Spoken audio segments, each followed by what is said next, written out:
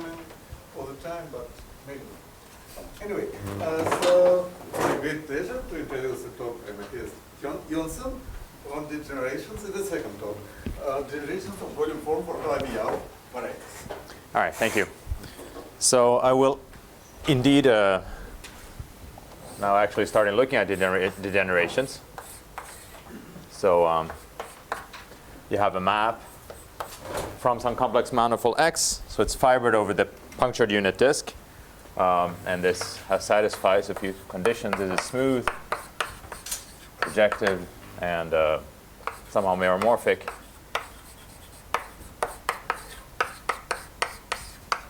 Right? And I'm going to also assume now that this relative canonical bundle is trivial. I mean, it's OX if you want. So this just means that each, so kxt is, which is just a restriction, this is trivial for every t. So then you can say that so xt is Calabi-Yau. Right. So when you look at a situation like that, and then just to specify information, which I will use later, so I'm going to fix a line bundle L X, and I'm going to assume this is relatively ample.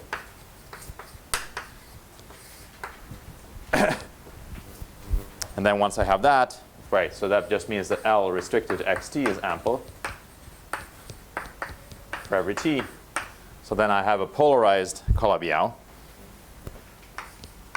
So by Yau's theorem, there exists a unique calorimetric or Kähler form omega t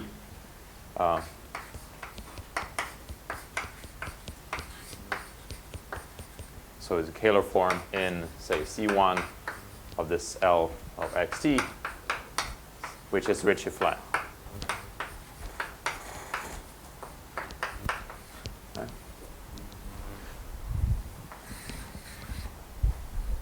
So then this looks like, I mean, this gives me, among other things, it gives me a metric space.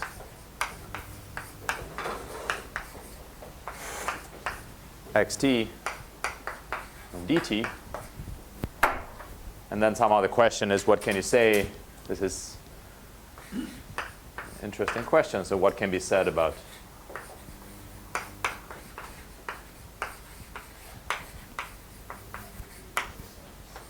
I mean, the whole structure, I would say. I mean, just xt and, I mean, of course, I can keep the omega t, but let me maybe just do the dt as t tends to 0. Okay. So I'll just have two simple examples, always in dimension 1, kind of relative dimension 1. So the first is if, so I think maybe I already had this. So this is one. So xt is equal to, so I just have t xyz plus x cubed plus y cubed plus z cubed equal to 0 inside P2. So this is an elliptic curve. Well, draw it as a Riemann surface, kind of, or as a Riemannian manifold. It looks like that. With, I mean, it has a flat metric. I'm not sure how flat that is, but anyway. So in this case, the diameter, I mean, essentially every Riemann surface of genus 1, I mean, can be parametrized by, I mean, one complex number. So it's like C divided by a lattice generated by 1 and then a point in the upper half plane. And you can see in this case, well, basically just when I put in t equal to 0, I mean, nothing much happens. I get a new elliptic curve. And in this case, this the diameter of xt is bounded. And in any reasonable sense, this converges. I mean, I'll mention exactly what I mean. So this is where x0 is just what I get by plugging in t equal to 0. But the more interesting case is, as I mentioned yesterday, so this I do essentially the same thing, except that I change the role of replace t by 1 over t. So in this case, the diameter of xt, so say this dt, this you can check that this goes to plus infinity just by, there are various formulas for these things, right? So just this is equal to, again, the complex plane divided by some lattice, and you can explicitly see more or less, or at least asymptotically, what kind of lattice you get as t goes to 0, and then you can check what the diameter is here. Right? So, so in this case, if I renormalize, I set xt and then dt divided by the diameter, so this is diameter 1, this now converges to like a real. So this is like a real 2-dimensional torus, but here I get a real 1-dimensional torus, so a circle, just like that. Okay, so I didn't say in what sense this convergence takes place. The advantage of working in this kind of category of metric spaces is that there is a notion of convergence, which is the Gromov-Hausdorff convergence.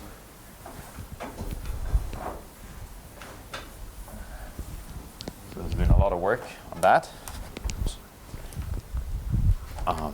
Right. So let me recall. So there's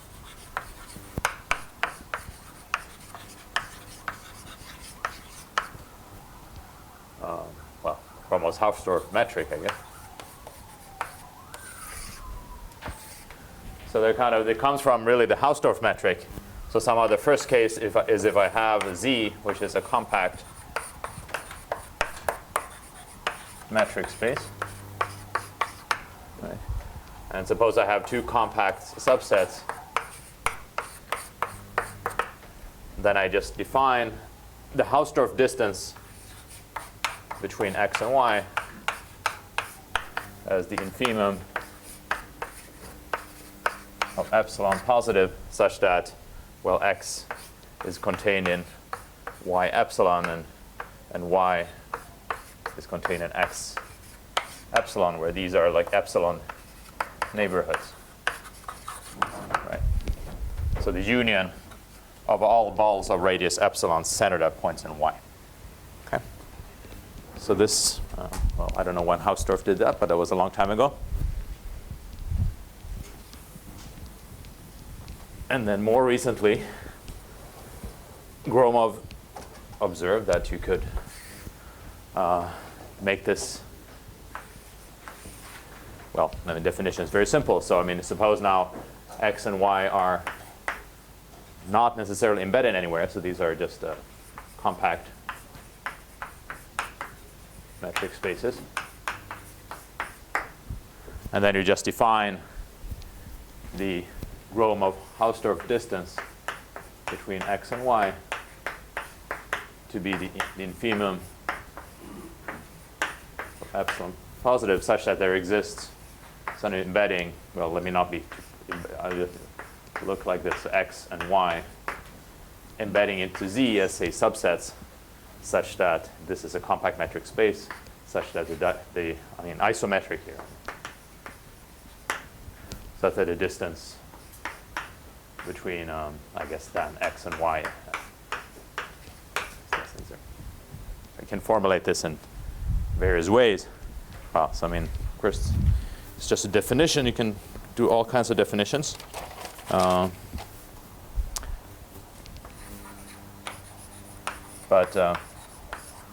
I guess the interesting thing is that you get, well, this can be useful for something.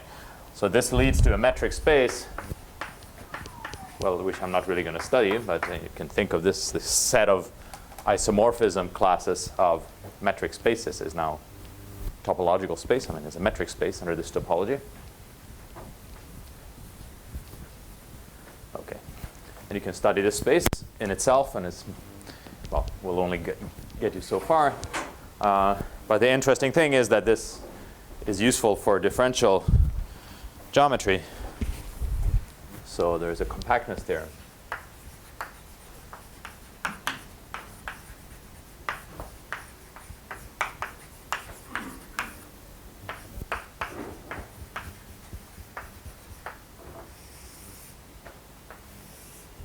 So, which basically says that if you have a bunch of compact Riemannian manifolds, and if you bound the diameter from above, which is reasonable, and then on the other hand, if you bound the Ricci curvature from below, so some of these guys are, say they're non-negatively curved in some sense, then you get not a compact family, but a pre-compact family. So so we're given a kappa, any like this, and d greater than equal to 0, the set of Riemannian manifolds, say xg, with so the diameter less than equal to d, and the Ricci curvature some sense. So this is pre-compact in this Gromov-Hausdorff space. So the main point is that if I have this, I can formulate like this, or if you prefer, just whenever you have a sequence of such manifolds, you can extract a further subsequence which has a limit. But of course, the limit space, it's not that a priori you can't say very much about the limit space. It could just be an arbitrary compact metric space. In fact, it is better under some reason. Sorry? It has witness stratification. I didn't know, sorry. It is stratified by smooth strata. It has witness stratification. Yeah, but right. But at this point, yes. So there's there's various people involved, but in particular, Chigurh-Kolding theory. So it's not just them, but I guess some of it goes under that name, at least sometimes, is that the limit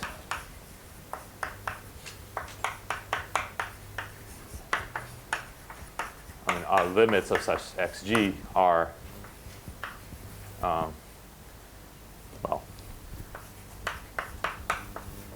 not too far away from.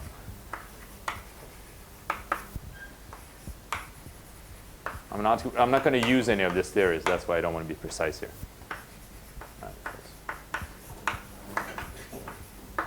Okay. So they have some relatively small, a subset of small Hausdorff dimension outside of which they're reasonable. You can say quite a lot of things about this. Right.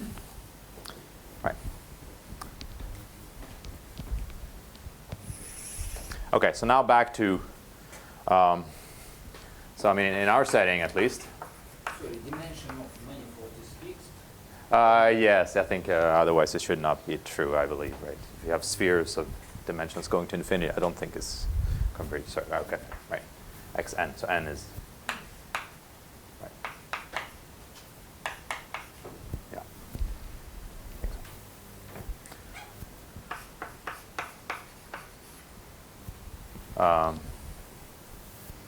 Right, so in our setting, the Ricci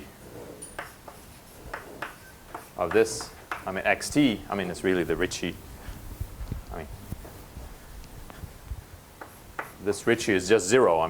I wrote it as a Ricci form being 0, but anyway, that's the same thing. And the diameter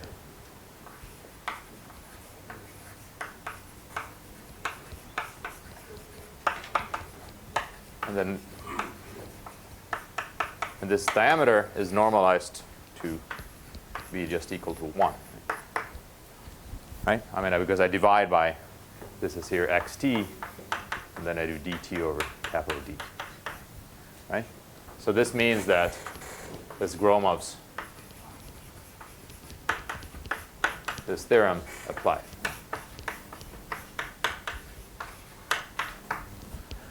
So at the very least, there are these limit points. It doesn't mean that there is a unique limit or anything, but it somehow means that the question now makes sense.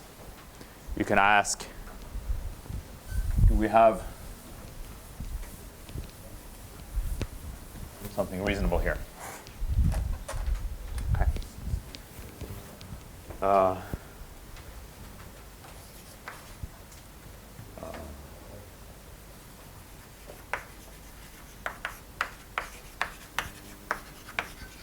So one may ask whether just a limit, say just xt,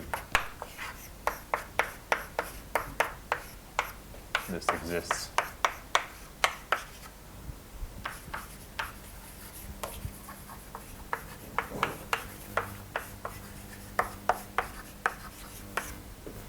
I mean, of course, you can ask this question anyway, but at least there are subsequences that do have limit points. Okay. So then, in the story, there are kind of two, now you have to do a finer analysis. And the first analysis is between what's known as the collapsing case and the non-collapsing case. And I should say at this point, so I kind of present things without all the proper references. I mean, I'm doing it from the point of view of this problem. There are, like in a lot of studies, other kind of asymptotic studies where similar problems come up. So I apologize to people who know this and better, and if I don't give all the references, especially in mixed Hodge theory. Right. So there's the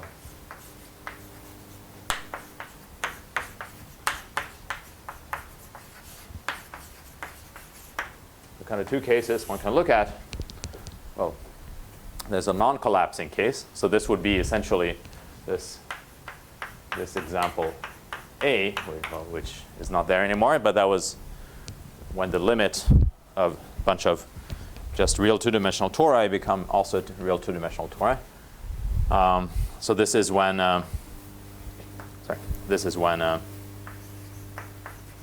diameter of d. So this would be, by definition, this means that the diameter is bounded. So I'm going to assume this.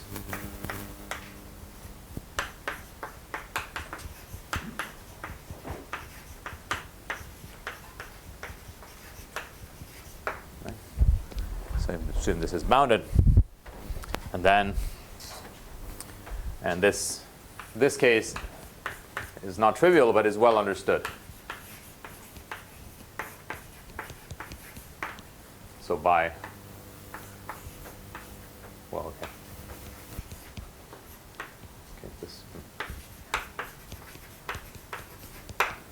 There's Yuguang Zhang, who's in the audience, one of the speakers, and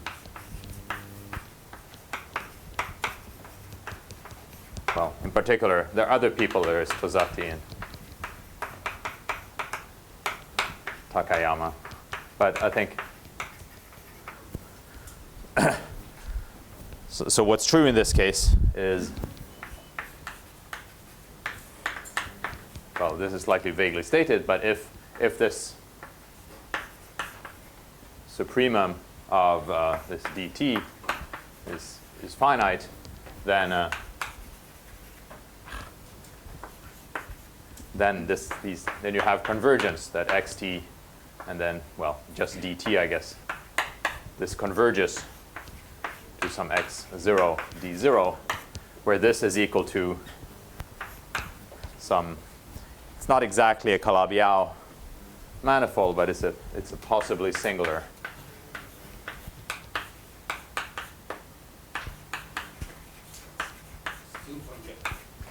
I'm just looking at, well, in my talk, at least everything is projective.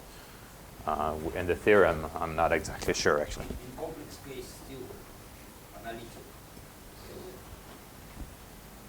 Well, it's certainly analytic, but I'm not sure I understood the question. The point is it is not, it's a statement about metric geometry. We don't have any control over what happens in simulation. You cannot. It's not a convergence in the sense as far as I understand. No, it's right. So I mean, there are a lot of things to say, but let me we just formulated here. So it's possibly singular, Calabi.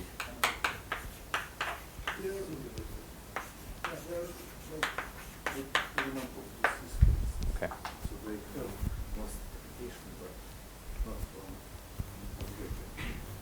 Okay.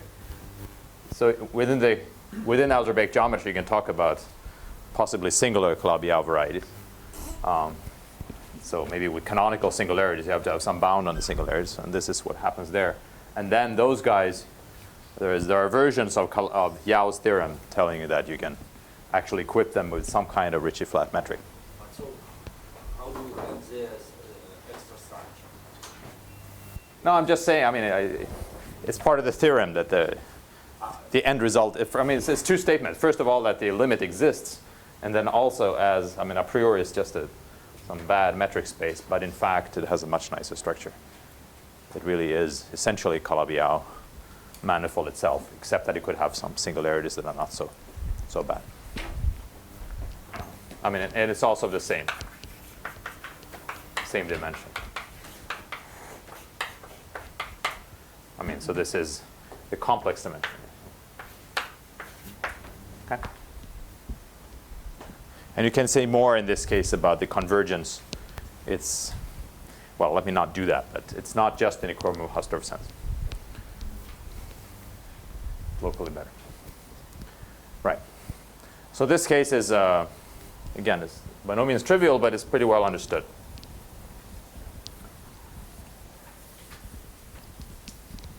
And some of the opposite cases when you have the collapsing case, when the diameter goes to plus infinity.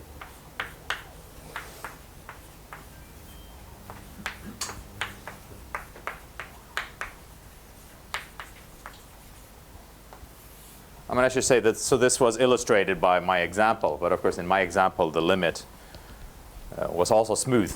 Because I was in complex dimension 1, there was no room for these singularities. So the diameter of xt is unbounded. So for the definition of collapsing,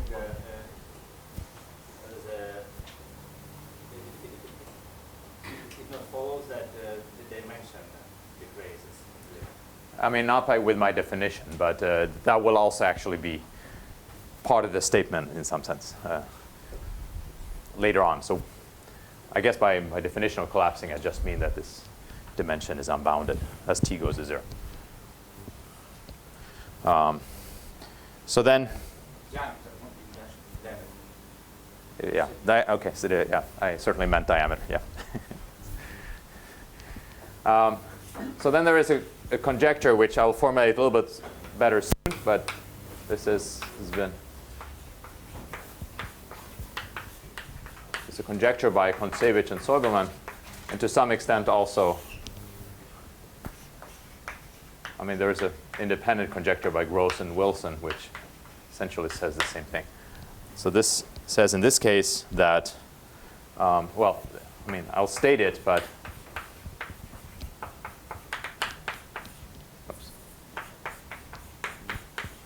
I have to make one more assumption. So this is, I want this to be a maximally degenerate. So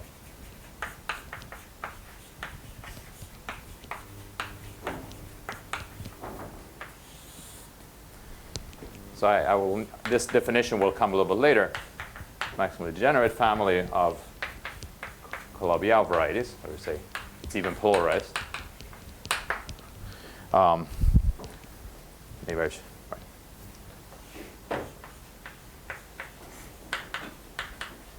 I have my alignment like that. In this case,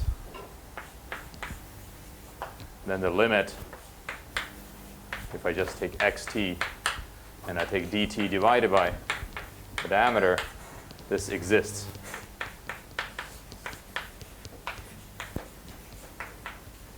And this is supposed to be a real, Calabi-Yau variety.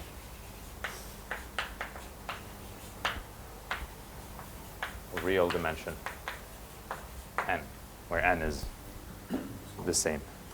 So this is of complex, right? So which is the complex dimension of. Can I ask? Yes. A very stupid question. If you will divide for some other denominator, Yeah. Here. it gives you limited yard. What can be limited? You can do the same thing, not dividing by yard. Well, but I don't think, I mean, if the diameter goes to infinity, I don't think, if the diameter goes to infinity, there's no risk. Why can it limit it? No, if it goes to infinity, the limit doesn't exist. If it goes to 0, the limit is a point. So yeah, of course you can normalize the limit to be, diameter to be 2, but it's not going to make anything interesting. Normalizing doesn't change things. Yes, I mean, otherwise it doesn't, otherwise there's no way this could have a limit in the first place. Or either the limit doesn't exist or it's trivial. So. What do you mean by the yield curve? Yes, I'll come to that. I'll explain this. Right. So I won't really. So I will. So basically, it's. I mean, so a real torus is an example of that, but more or less it should be a real manifold with some kind of integral affine structure, and it should have a metric coming from some locally convex function with constant Morgan pair. Okay. So basically I need more input to explain this.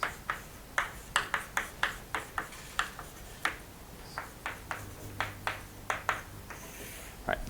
So I will explain it, but let me first. Well, there are two. I mean, I can say what I mean by this, but it'll be more natural to do in a second. So where does it come from? I mean, so how would you analyze this? So here's a.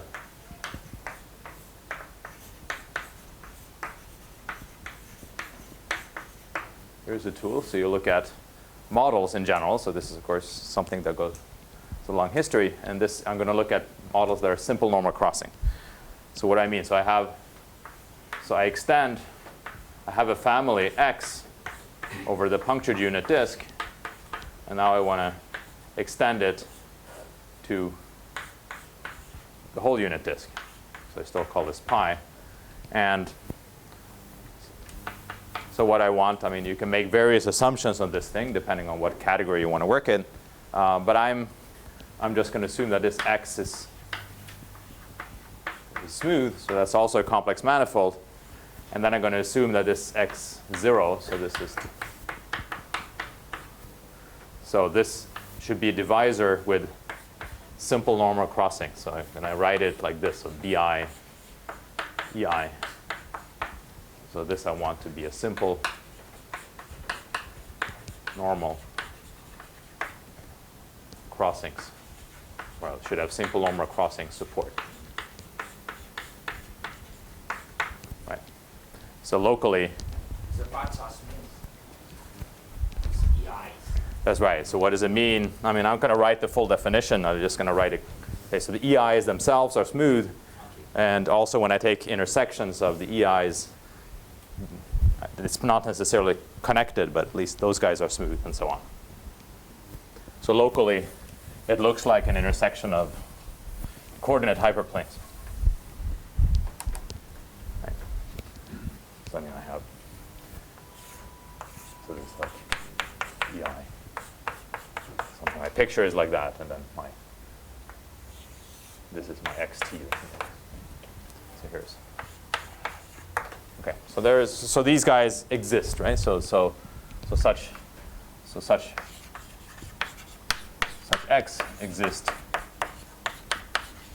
This is by Hironaka's desingularization theorem. I mean, what are you desingularizing? I mean, you embed this in some family, so you can pick some X like this, which is compact and whatnot, but might be very singular. And then you just make blow-ups to turn it into something smooth, and not only smooth, but to have simple normal crossing.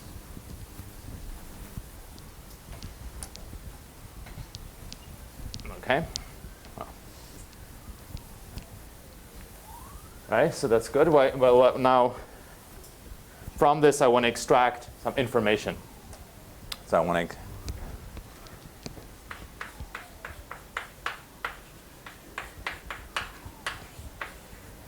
so what well, so the first thing you can do is to define a dual complex.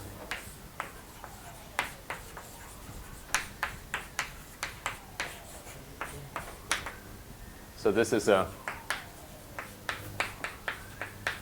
simplicial complex.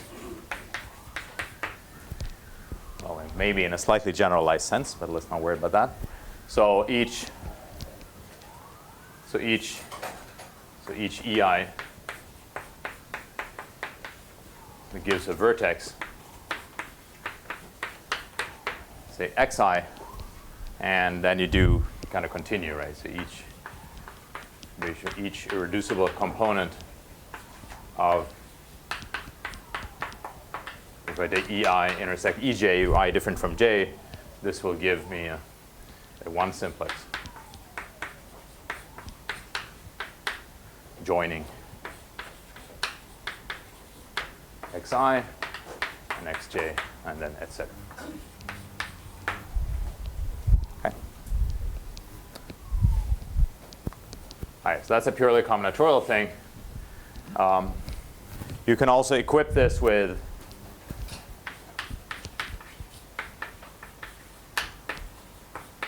an integral structure, or even an integral,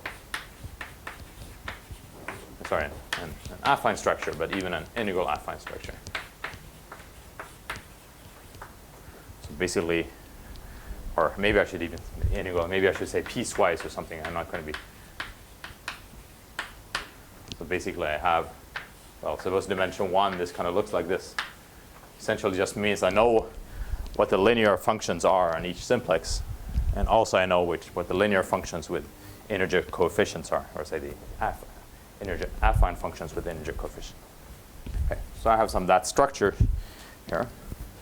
But now what I also get some even further information is that from this Calabi-Yau situation,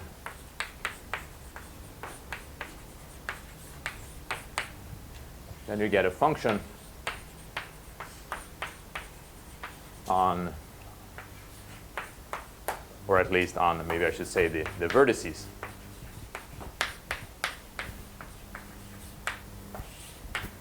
So this is sometimes known as the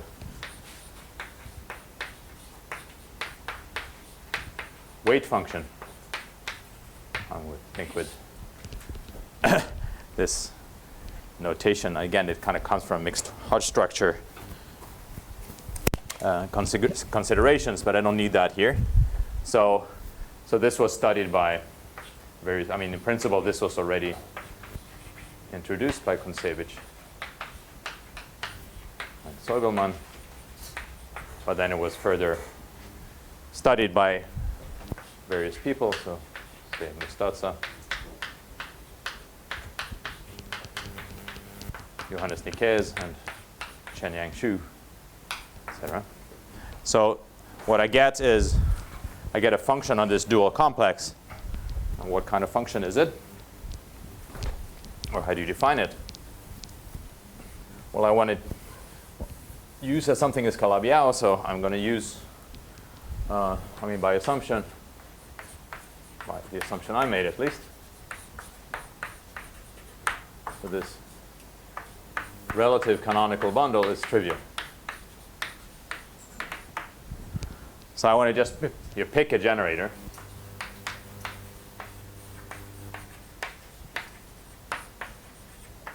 Eta, so just a local trivializing sections. So this just makes me, that trivializes this. Right? So then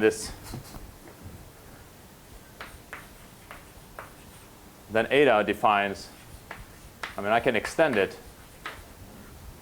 So that's, think of that some kind of essential an N form or something. So that's something that lives outside the central fiber, but it's going to essentially also extend to the central fiber, but maybe as a rational. So it defines a rational section.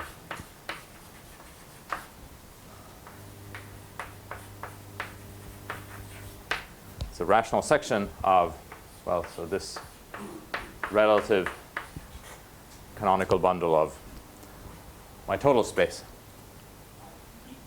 Sorry, my ignorance, but you have only section for each T. No, but this was actually my, well, it's not so diff. It's almost the same assumption, actually. I mean, I could make this slightly. Let me just assume that. And having a family of Calabi-Yau is not so different from actually having this. You might have to multiply by, take some multiple of this line model to make it. Okay. So I get a rational section, and now I define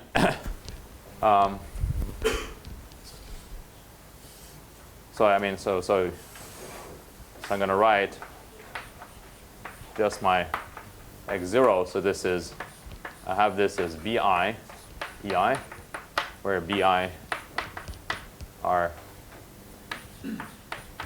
positive integers. So this is what these bi's are. So these are orders of vanishing of the parameter of the base at 0. So x0 is like divisor of t.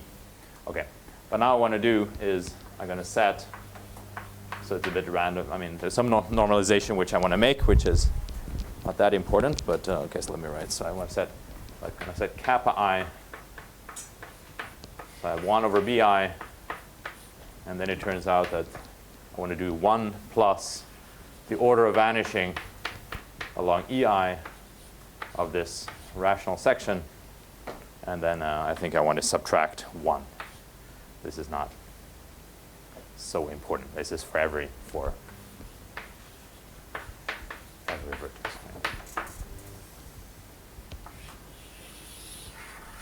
I mean, it looks a bit arbitrary like that, but turns out that this is good. And I also set the minimum of all these guys. So kappa min, this is the minimum of rho I of kappa I. Okay. So it's some function defined on the vertices of the dual complex.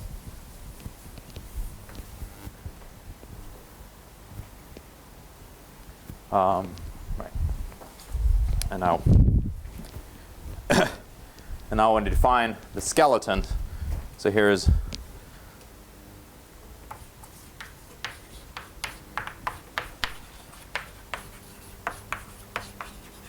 the skeleton, say S, K, X, eta, something like that, is the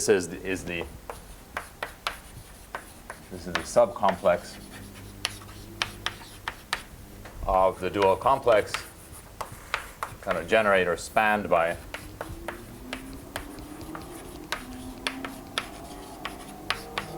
vertices xi, such that this value is kappa I is minimal. Is it related to toric varieties? Well, I mean, if you have a toric Calabi-Yau, I mean, well, not really. I mean, I guess, yeah. I mean, in some special case, yes, but okay. All right, so that's the skeleton. And then, what is a theorem? So here is a non-trivial theorem. So this is, I guess this is by Mustatsa, Nikes, and Schuden, same as before. So then there are kind of two statements. The first is that this skeleton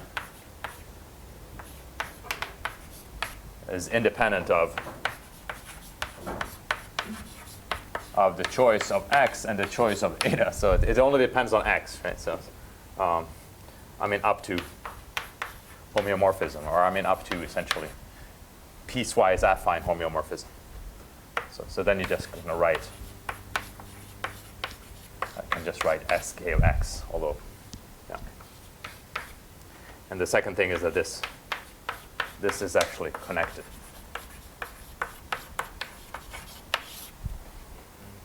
Okay.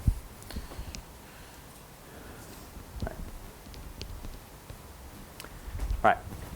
So I have a dual complex, and the dual complex, I mean, can be very large because there's no, I mean, once I have a model, I can just keep blowing up, and I add vertices and simplices as much as I want. But inside, there is a subcomplex, which is this kind of skeleton, which depends on, I mean, comes from the fact that I have a Calabi-Yau degeneration. So then I define X to be maximally degenerate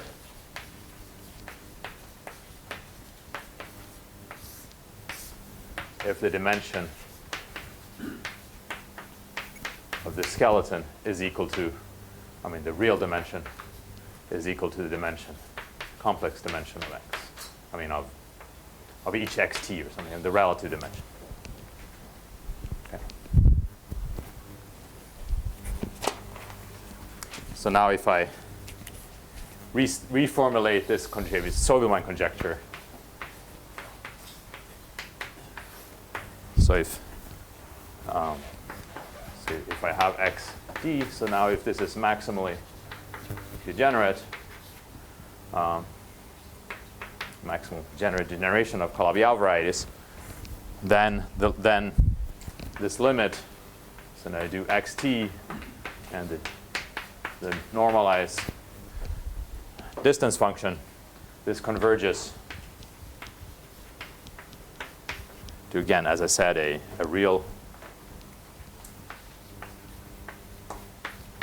Calabi-Yau of dimension, I mean, of real dimension n. Okay, so of course I introduced this complex for this to say something, right? So the underlying, I mean, I'll be a little bit imprecise here, but essentially this is what they conjecture is that the underlying space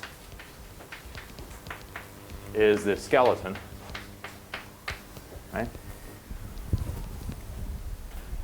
And there's going to be some kind of singular set on this in a suitable sense, which I'll ignore, but this is equipped with, I already said this is equipped with an integral affine structure.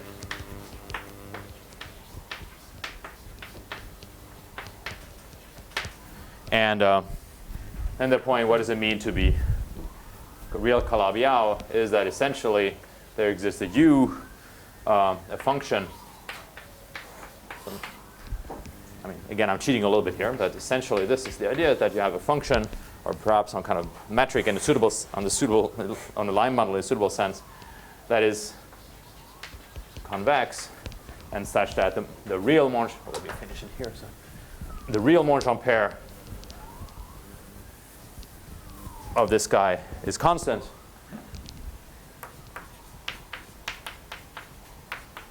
How can it be written in singular manner? Sorry? How to write? Well, I mean, let me just state this slightly vaguely. In any case, this is not. Split manifold. Yeah. So you can write it outside of something. That's right. So there'll be a singular set of codimension 2 or something like that. And then the metric on this, well, the metric is induced by basically the Hessian of G. Okay. So that's a very nice conjecture, but it's really not. So this is essentially completely open. So. Sorry? For P3, another hyperpollar, it was partially proven. For P3, it was mostly proven. Well, And yeah, for that's a good. hyperpollar, there is a John Passatiglos theory with Well.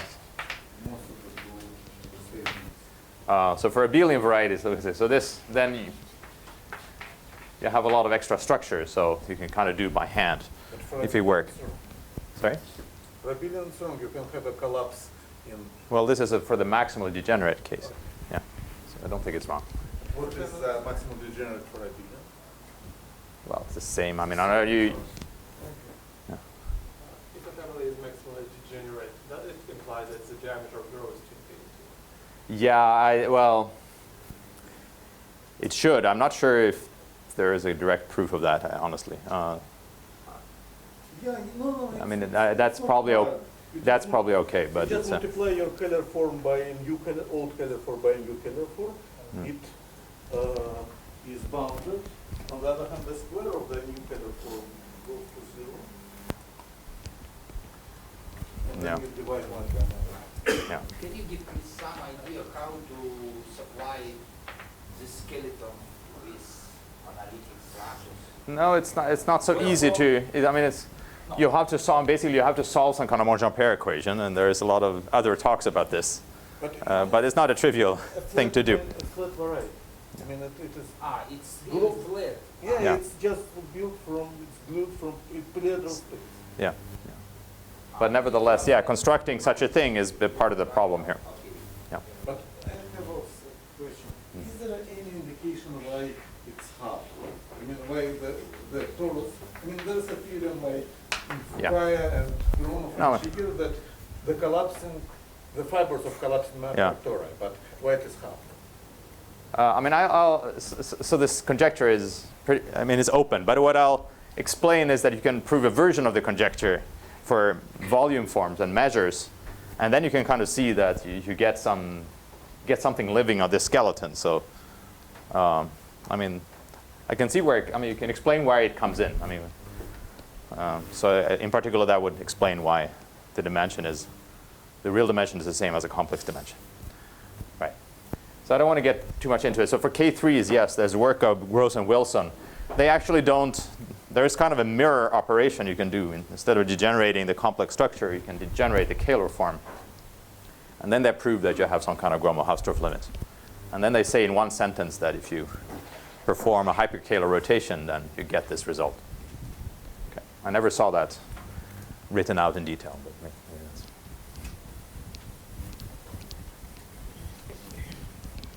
okay. All right. So just finish up in a couple of minutes.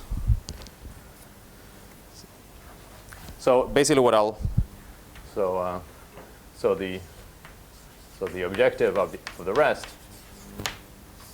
is to have some kind of measure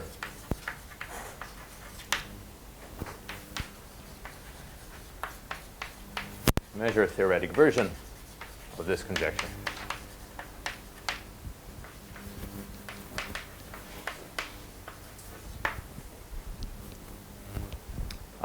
So what I mean by that, so you look at,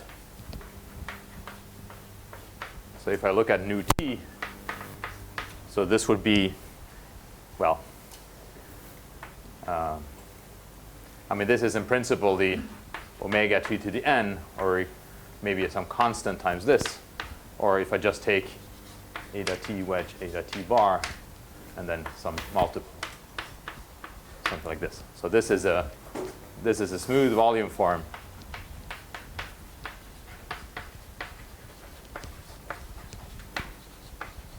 on xt. So I mean, so to get this volume, so eta was this global section of kx. So and eta t is just eta sigma xt. So that's a right. So I mean, it is kind of the nth power of the Kähler metric you get by Yau's theorem, but in fact you don't need Yau's theorem to define it.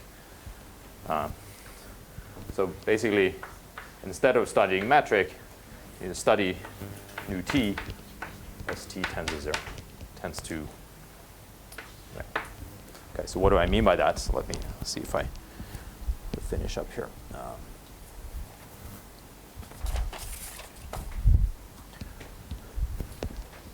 Right. So let me just say what I'll actually explain next time.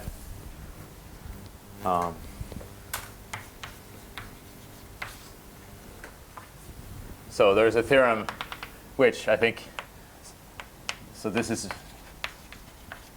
it's written up in my paper that I cited before, but I think this first part was somehow known before, maybe not written up explicitly. So this is just that the right. So in general, you have that the mass of the total mass of this measure is essentially like a constant times t to some. It's actually this 2 kappa min, and then I have log t minus 1 to the dimension of this skeleton. And then, well, you have some. Right. Well, this is fine. There's nothing to explain. And what I'll explain later is in a suitable sense.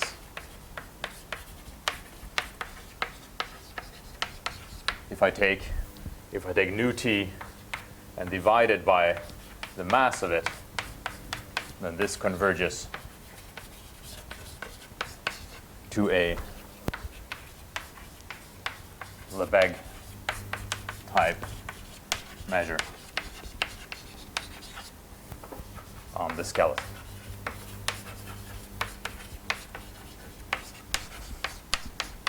Okay. That's right. So I have to say, so there's a way of kind of, instead of you take out the central fiber and you put in this, the dual complex, and you do some kind of surgery. There's a way of doing it in a somewhat natural way. So there's no sort of connection between fibers. No, so I have to explain this way, I mean, in a suitable sense. So that'll be next time. Okay, but I think this is a reasonable place to stop. So we do that.